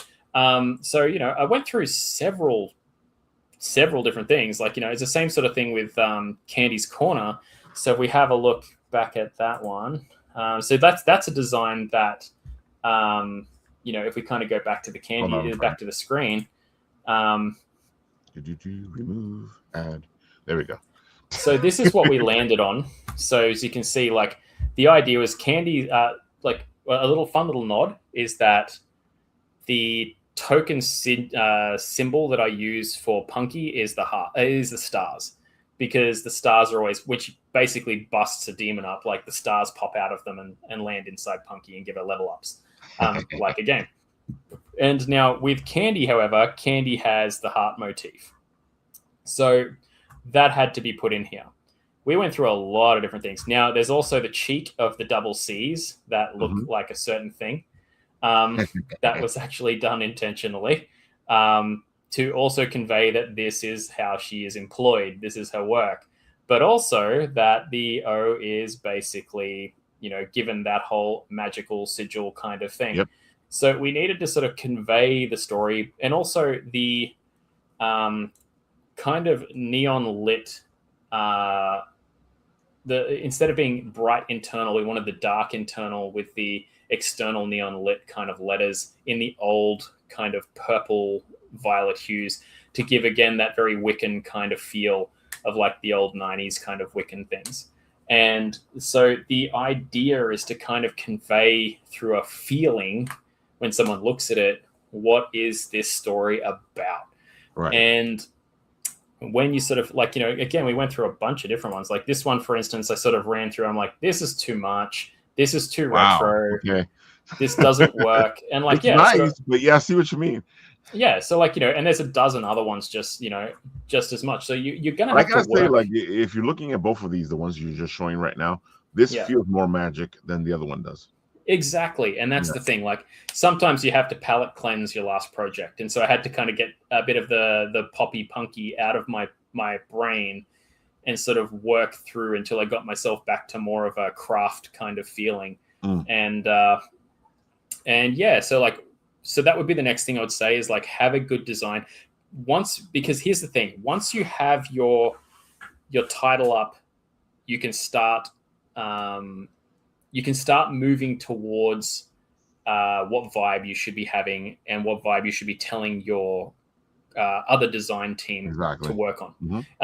You can also figure out what your covers are going to centralize around. So you can be like, here is what your design when you're doing this for me needs to be able to fit around.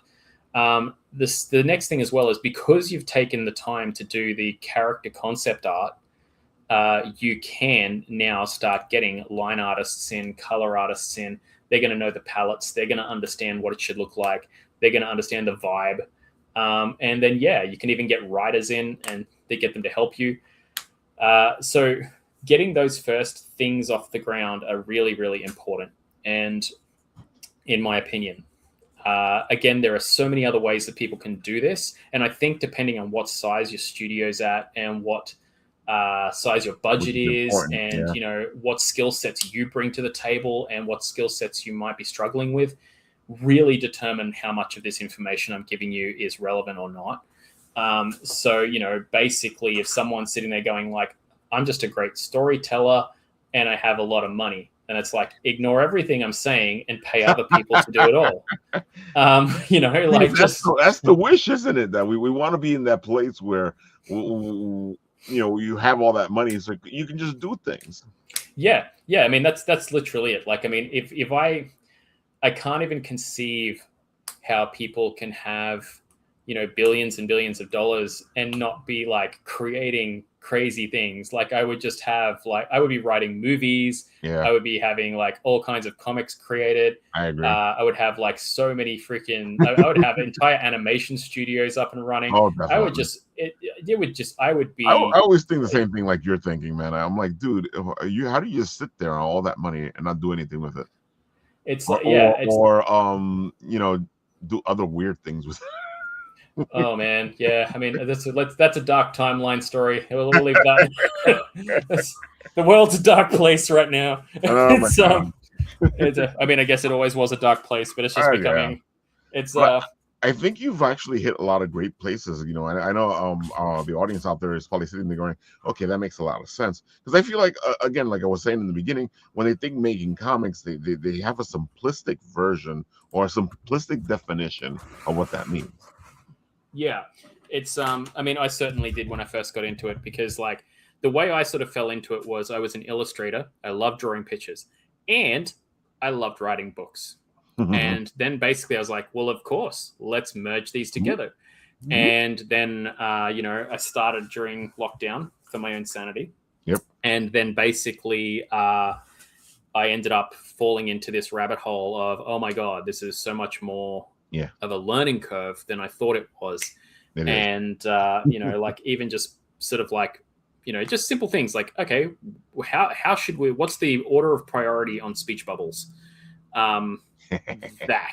That alone, because that's another thing as well, I would say. Sorry, I should have said this before.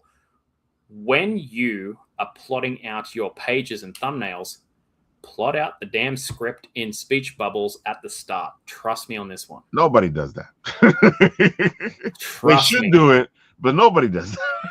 Yeah, right?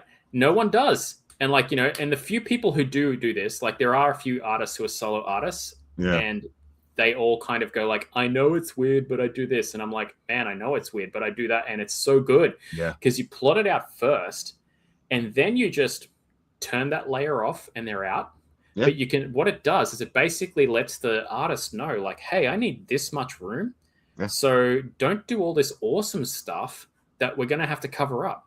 Yeah. And that lets the artist go too. Like, oh man, I don't have to focus so much on this corner. Yeah. But I really should focus down on this other corner because that corner is going to be like empty. And this other corner up here where I'm putting all this detail is going to be covered.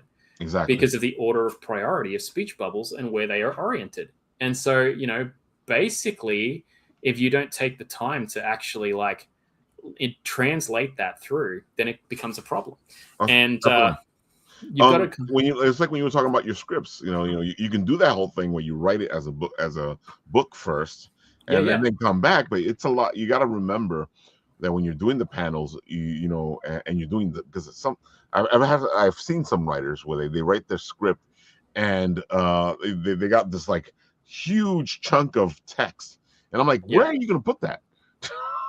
Yeah. Also, it's too much. I mean, I've done that myself. Where I'm like, I didn't even do like speech bubbles. I just did a page where I had like this exposition download, and. I was doing it for an initial sort of concept draft for Trapdoor, and it just never landed. It was one of those ones where like even my friends who are like writers and beastly readers who devour books per day were just like, I don't like it. And I was like, you don't like what's written? They're like, nah, this is a comic. They're like, I don't come here for the long 7-course banquet. I come here to nibble on like sushi at the sushi train. I want a little bit of this. I want a little bit of that. I want a little bit of this, and I want to be able to like pick my plate constantly. And I was like, yeah, that's a good point. It's like so a lot of the time it's like you got to kind of remember that like one page can only fit so much dialogue. Definitely. A speech bubble, I usually sort of say, look, think about yourself as, your thumb on the page. A speech bubble, in my opinion, should kind of be no bigger than your thumb squashed out on the page. And, at that point, you really should have it kind of trail off into a second speech bubble. So, like, if you've got to put a comma in there, it's like, by the way, Professor Xavier, the kids are trapped in the basement. And then it's like, also, you left the stove on.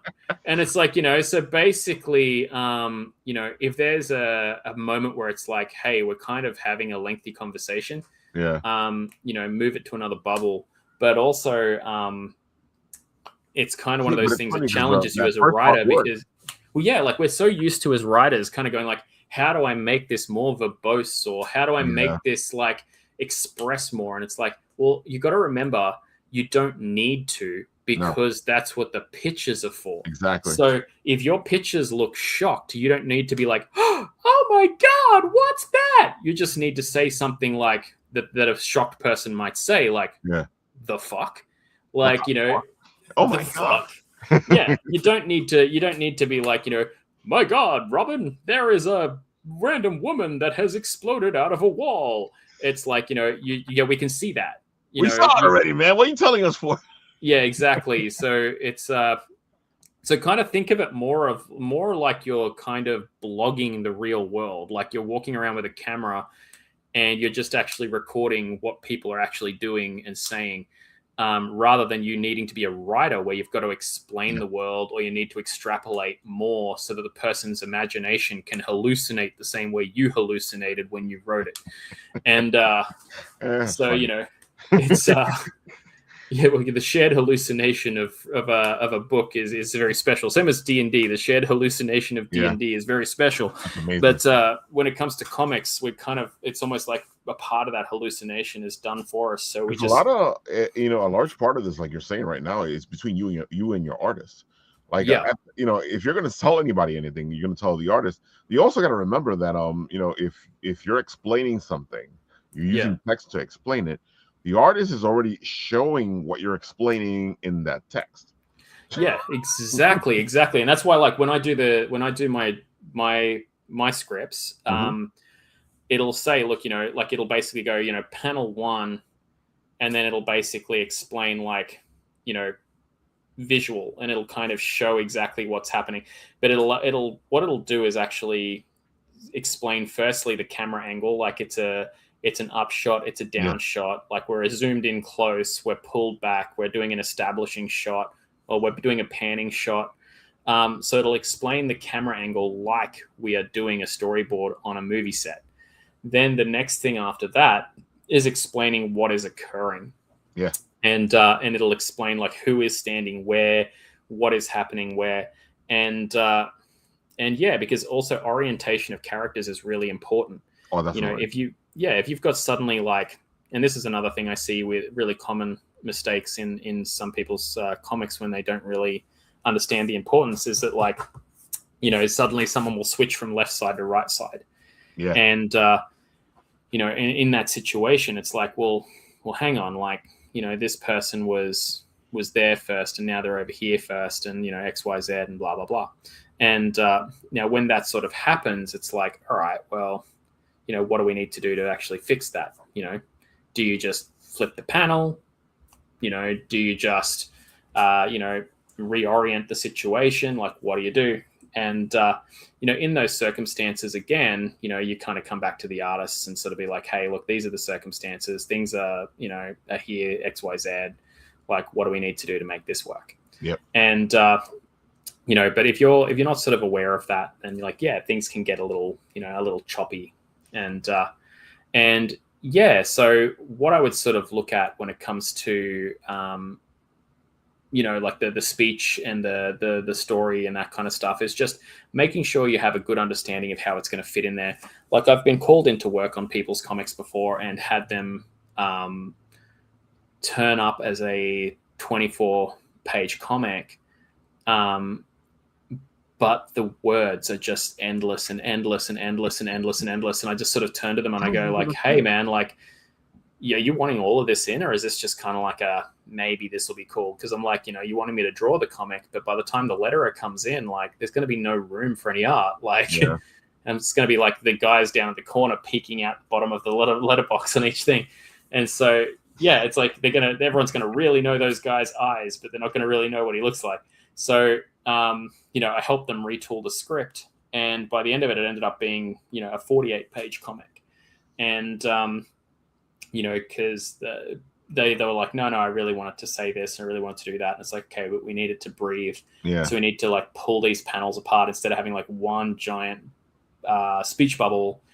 We're going to split it into, like, 3 speech bubbles and have, like, 3 panels that That's they actually the other thing too, though, is sometimes I've seen writers do this when it comes to comic scripts, is they don't think about the fact that so I want this panel, this panel, this panel, this panel. They'll have 20 panels on one page, and I'm like, oh my god, yeah.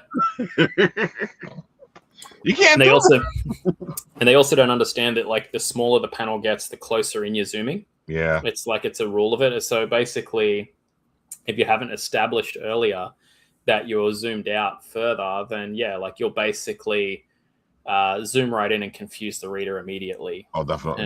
and that can really cause a lot of discombobulation to the reader.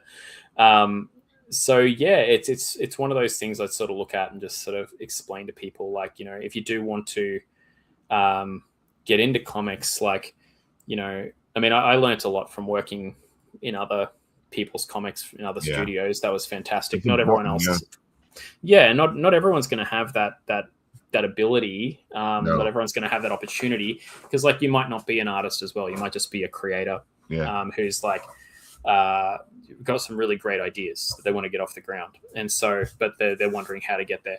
In that case, what I would sort of say is the value of hiring experienced people to come on Yeah. board Yeah. is worth its weight in gold. Agreed.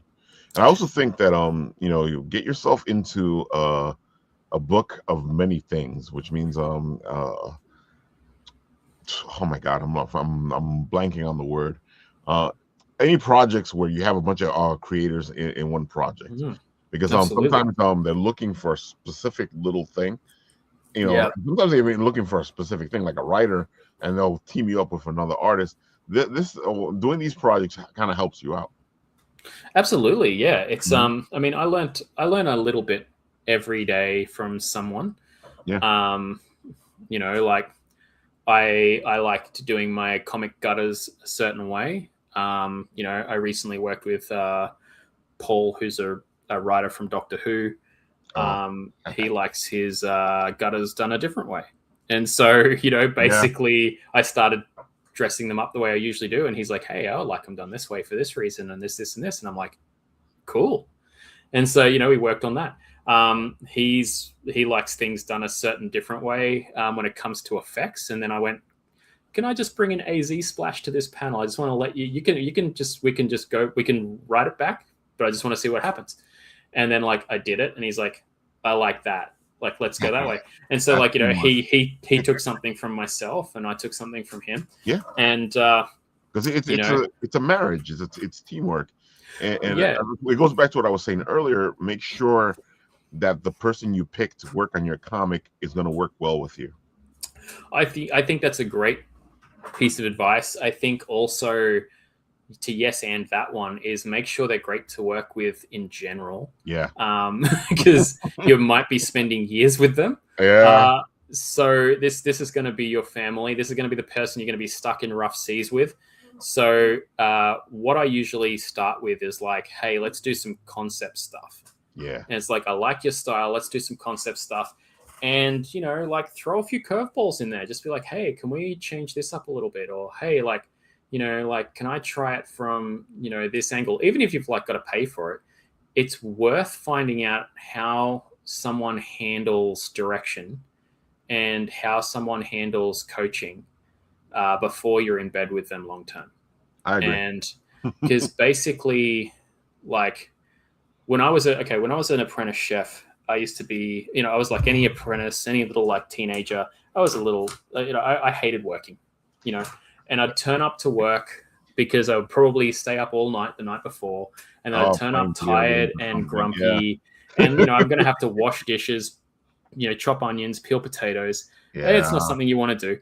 And so No. basically, I turned up like that, and then my head chef just basically, you know, sort of stopped me and at the door, and he's like, you know, hey, I need you to, before you come in the door, I need you to say, I love a challenge before you walk in the door. And I sort of looked at him like, oh man, whatever. And I went to walk in. He's like, no, seriously, like just stand at the door until you can say it. And I'm like, okay, I love a challenge. He's like, no, you don't mean it. And like he'd be like, and he would be that guy. And like every day he would just point his knife at me, point at the door, and just be like, all right. And he just, you know, stop me. And like, he did not in a threatening way, just sort of pointing at the door while he's working. And, you know, he's not a psycho. Not that guy, at least. There are other chefs I've worked for who were. But like, he was just, you know, it's one of those moments where after about a week or two, it started to set in my bones. I love a challenge. And then after a month or two, a month or three, it started to actually become a thing. Like, I love a challenge. And then I was like, man, I actually do love a challenge. And it's like, and it got in there, and I was like, the grit got into my system, and it Yeah. became a thing where I was like, this job is all about grit, and this is what it's all about. And it's like, you got to love a challenge. And I know that probably sounds like, I mean, trust me, I'm not a boomer. I'm not sort of like, this person going like, everyone should love breaking their body for work. And like, no, nothing like that. I just think that, like, if you're going to do a passion project, even if it's working on someone else's passion project, you got to love the challenge of it. Yeah. And the challenge is bringing someone else's baby into the world Yep. and making it real. And, it's an honor to be able to work on that and be able to make money on it. Definitely. And, so yeah, like if someone could turn around and say, I trust you to deliver my baby, then like, it's like, and you got to turn around and be like, this is going to be hard, but I love a challenge. Yeah. And so, like that's the main thing that I think a lot of people like. I mean, there's one individual, like even recently, like had one individual where it's like, they were like super hyped to work with myself. They'd unfortunately, to put it simply, they'd oversold their resume, Yeah. to put it quite bluntly. Mhm. And again, like they sort of went like, hey, like, I'd paid them, they rocked in, they did a job, and the first time that I turned around, I went like, I'm not feeling it. Like, then I showed them their own portfolio, and I went like, this is the stuff you showed me, and I would like it to look more like this one or this one or this one, rather than this other one. Like, I hear it and I'd sort of circle the parts, and I'm like, I'm not really feeling this part here or this part here, and yeah, I'm just not feeling it. But like, I would like, this part here or this part here to be more like these other things you have in your portfolio. And they just kind of went like, frowny faced, and then ghosted. And it's like, Wow. and so, no refunds, no negotiation, no nothing. They Damn. just sort of ghosted. Now that happens a lot. So like, there's a lot of people out there who kind of find that their babies get abandoned before they've even started the delivery. Mm. And so, like, it's one of those things that, you got to understand that, if you want to work in comics with people, everyone's very passionate. Everyone is very invested, and a lot of the people are basically going to have a very specific image in their head. Yeah. And, so no matter how much someone says like, more like this, more like this, more like that, I'm like, yeah, absolutely. Like, I get it. I know how important it is when I ask someone that, because you have a specific vibe. And this is why also, like, yeah, you might have applied. Like, there's been so many comics I've applied for, and people have looked at my colors and gone, it's not right for what I want. And then I look at what their plans were for it, and I'm like, yeah, absolutely. Like, like, I see what you're going for. Like, you're wanting someone who has a lot of experience in this other type of color style because of the vibe. And it's like, yeah, whereas like what they're seeing, like, what are my main things that are out there? Like, there's Hypergeist, which is all neon cyberpunk, and then it's Punky, which is like bubblegum retro pop. And then, like, we're going to see a little bit more dark gloom, but pop gloom in, and then we're going to see a whole metric fuck ton of pastel pop inside Candy. So it's really a contrast of dark Wiccan and pastel pop. And then we're seeing, and the ones that come after that, you're going to see this really dark Gotham-y dripping vibe that comes out of the next two after that. And so, like, yeah, people will see more of your portfolio, but you've got to kind of understand that people can only go off what they've seen you do. Exactly. And so yeah, it's that goes back to what we were saying though. Like, you want to hire the person that's going to do the job the right way. And with you kind of thought he was going to do it because he had it in his portfolio already. Yeah. But it's funny though that when you pointed out, well, I want it like this, and it's already in the portfolio, they were like, they kind of got lost in it. So I was like, okay, that's weird. I think what happened was, and again, like, I always like to take the assumption of like, maybe there's a misunderstanding before I kind of vilify somebody. So I think what I sort of look between, because you do go back sometimes to sort of look and go like, what's happening? Like, is there something happening? Mm-hmm. And I think what happened was they were an inker who applied for a line work job, but they Okay. didn't have the support of a penciler. Right. And so when, but their portfolio is all work that they've inked over others' pencils. Over some other play, yeah. And Okay. so like my advert was for a line artist, not for an inker or a pencil artist.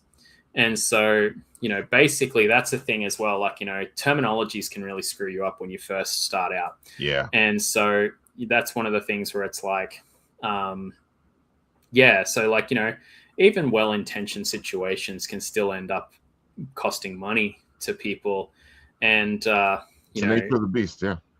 yeah, exactly. And so like, I try not, they're still out there. They're still, I'm not going to, I'm not going to mention names. I'm not going to boohoo anyone. But like, and No, again, but everybody's still learning. What you're doing is pretty cool because you're explaining something and then you letting it be out there.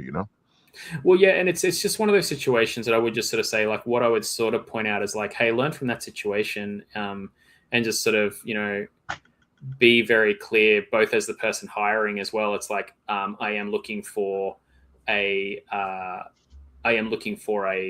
line artist, or I'm looking for a penciler, I'm looking for an inker. I think a lot of people in digital modern comics these days are looking for line artists, so a person who kind of does it all.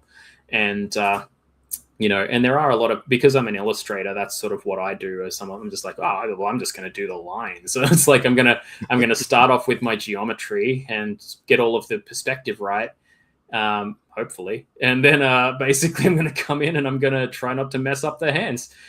And you sort of come along and you draw the whole thing from a point of geometry, and that sort of happens as an illustrator a lot of the time. Whereas comics has a totally different.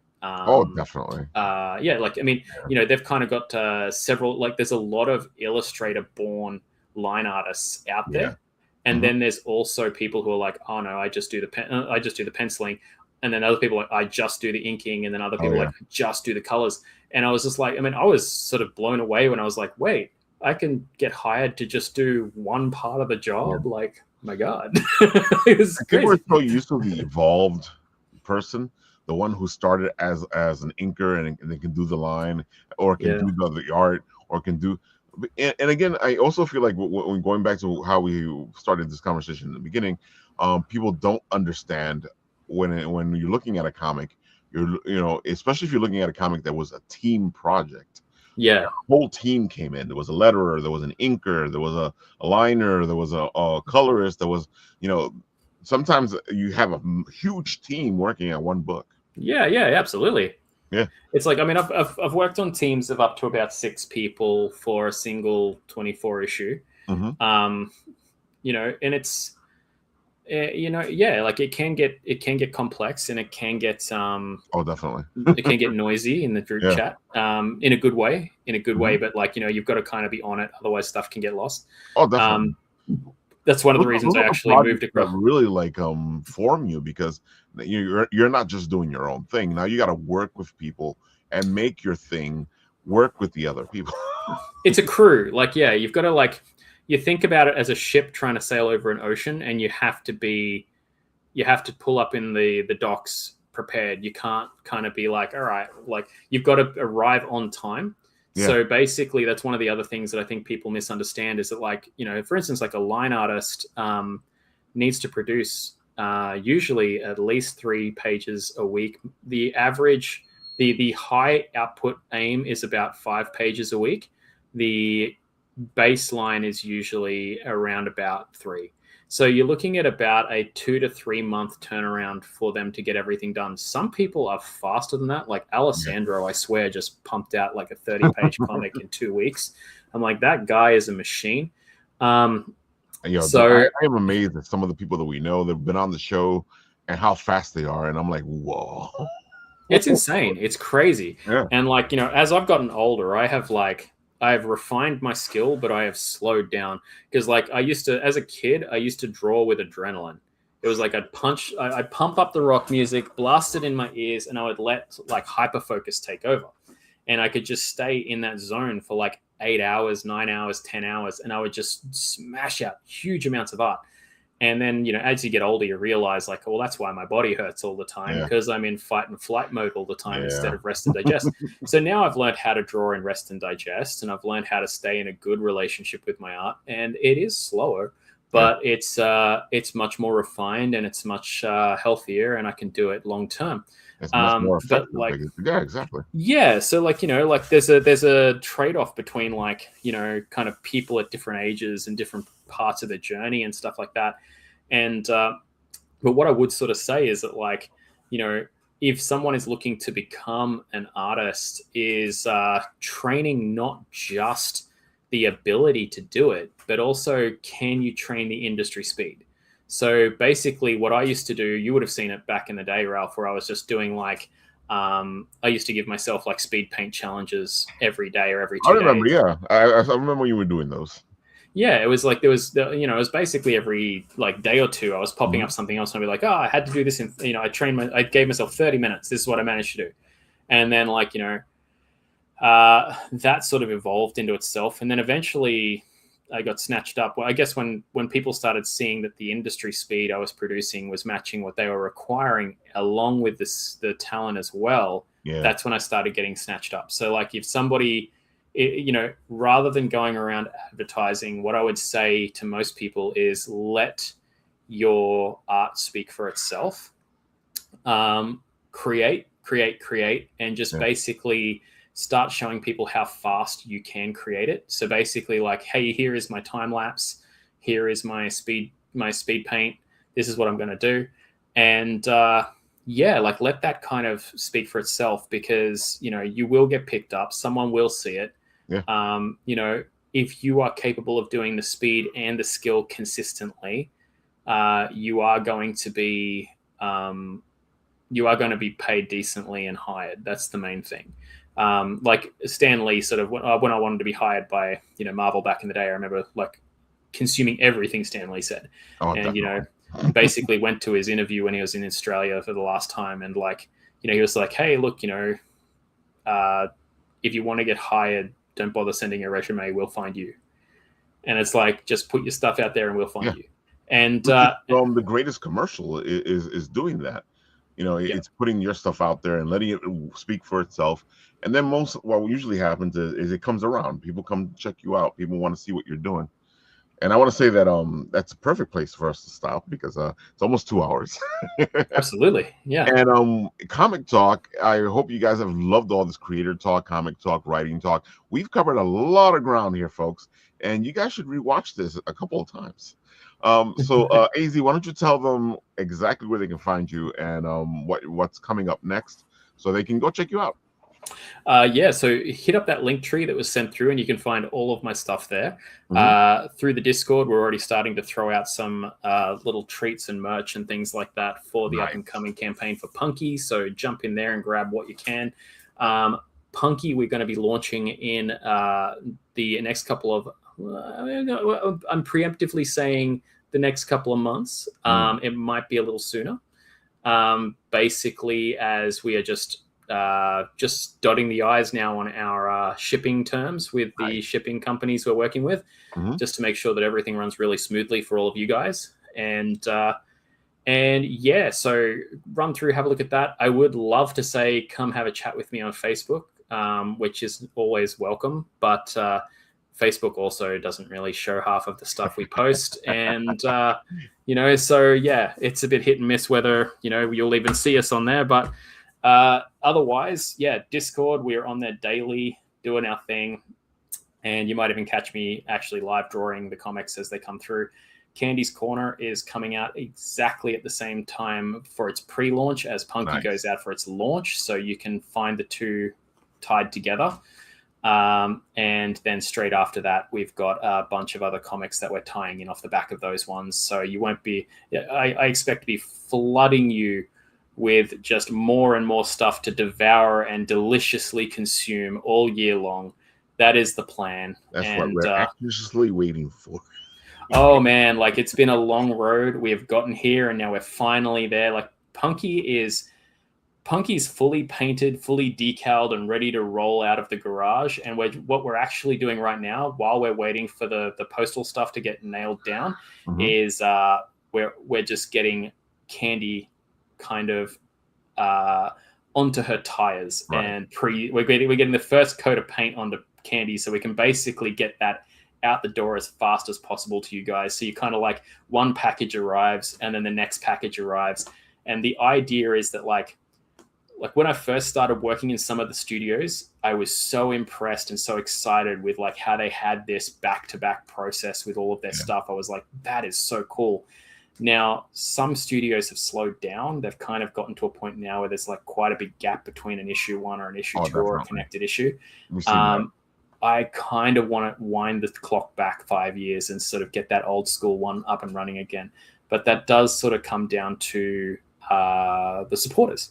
So if the supporters are absolutely on board, what I would say, and I cannot stress this enough, is day one launch algorithm is the monster we need to beat. Yeah. Day one launch algorithm basically determines whether or not this launches to the front page, whether or not we actually bring in organic traffic. So if you're looking at this and you do think this speaks to you and you think you want to be a supporter, then come over, feel free to chat with me in person, hang out with me in person. We can work things out in regards to like finding the launch date party that works for our entire community.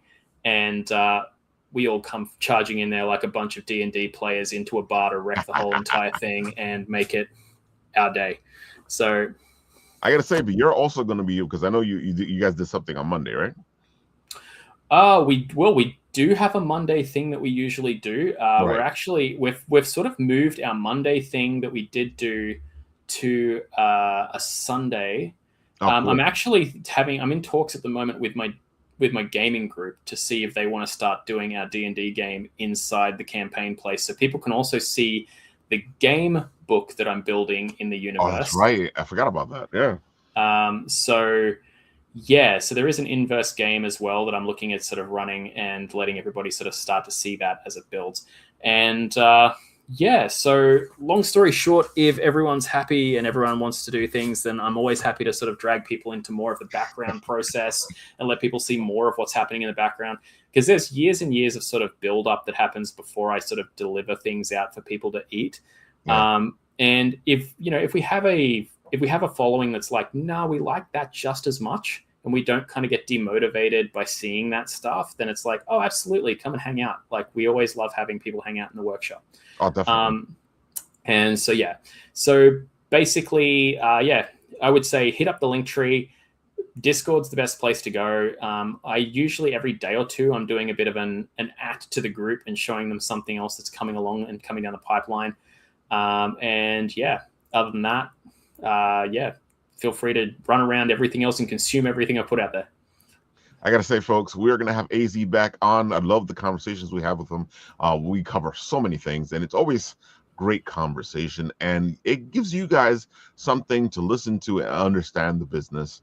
And that's always a good thing, because, I know some of you creators out there just wanting to make your own comics, and we want to make that happen for you guys. So, AZ, it's great always having you on, and can't wait to have you for the next time.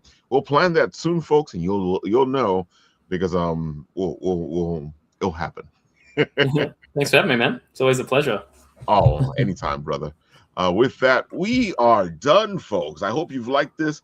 This is the episode to watch and rewatch and watch. All of them are, but you guys will get a lot of information from this episode. With that, Exactly. With that, I will do what I do every time this show ends, which is I'll press this button, and where it stops,